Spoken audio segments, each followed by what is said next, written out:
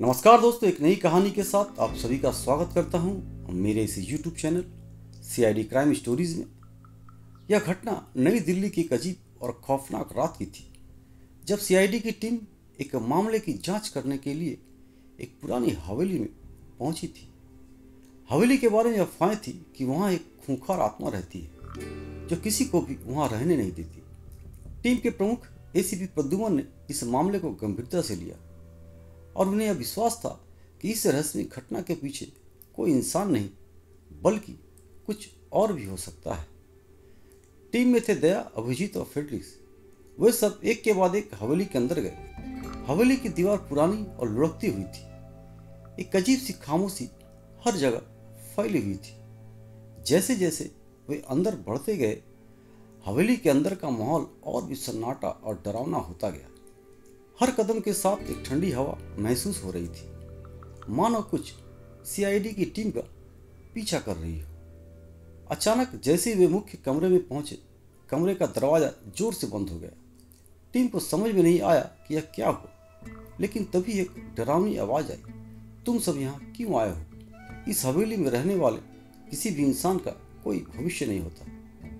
वह आवाज बिल्कुल किसी खूंखार आत्मा की जैसी थी।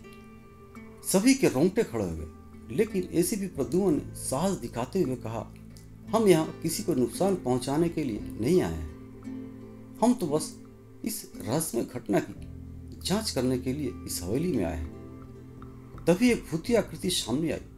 वह आकृति एक भूतनी की थी जो भयंकर गुस्से में दिख रही थी। उसके चेहरे पर दर्द था और आक्रोश का समावेश था। उसकी आंखों से खून के आंसू बह रहे थे और उसकी आवाज में गहरी नफरत थी। तुम सब मेरे साथ क्या करना चाहते हो? वह गुस्से में बोली।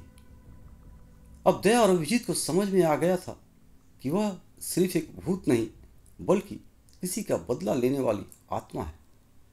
उस भूतनी का नाम माधवी था। यह वही माधवी थी जो एक जमाने में हवेली में रहने वाले एक खूबसूरत महिला थी। एक दिन उसकी हत्या कर दी गई थी और तभी से उसकी आत्मा इस हवेली में बुरी तरह से बधी रह गई थी। टीम को स्थिति का अंदाजा हुआ और उन्होंने इस भूतनी को शांति देने का निर्णय लिया।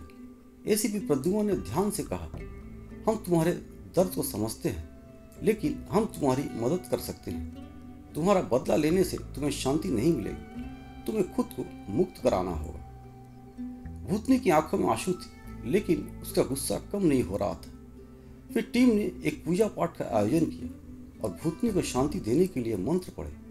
कुछ ही समय में भूतनी का रूप धुंधला होने लगा और फिर वह पूरी तरह से गायब हो गई। हवेली का वातावरण पहले जैसा शांत और शांत हो गया। CID की टीम ने फिर से अपनी पूरी जांच की और पाया कि माधवी की हत्या की कुछ गहरी साजिश का हिस्सा थी। उसकी आत्मा को शांति मिल चुकी थी और हवेली भी अब पूरी तरह से सुरक्षित हो चुकी थी।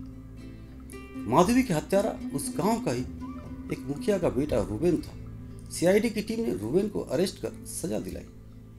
इस घटना के बाद CID की टीम ने यह सीखा कि कभी भी कोई रहस्यमय मामला पूरी तरह से साधारण नहीं होता। किसी भी भूतिया घटना के पीछे हमेशा एक कहानी छिपी होती है, जिसे समझना और सुलझाना जरूरी होता है। दोस्तों, बहुत बहुत धन्यवाद आप सभी का मेरा यह वीडियो देखने के लिए। तो चलिए मिलते हैं एक और नई हॉरर कहानी के साथ। तब तक के लिए एक छोटा सा प्यार भरा नमस्कार आप सभी को मेरी तरफ से। यदि मेरी कहानी आप सभी को अच्छी लगे तो मेरे इस चैनल को सब्सक्राइब करना और इस वीडियो को लाइक एंड शेयर जरूर करना। कहानी आप सभी को कैसी लगी कमेंट बॉक्स में जाकर जरूर से जरूर कमेंट करना।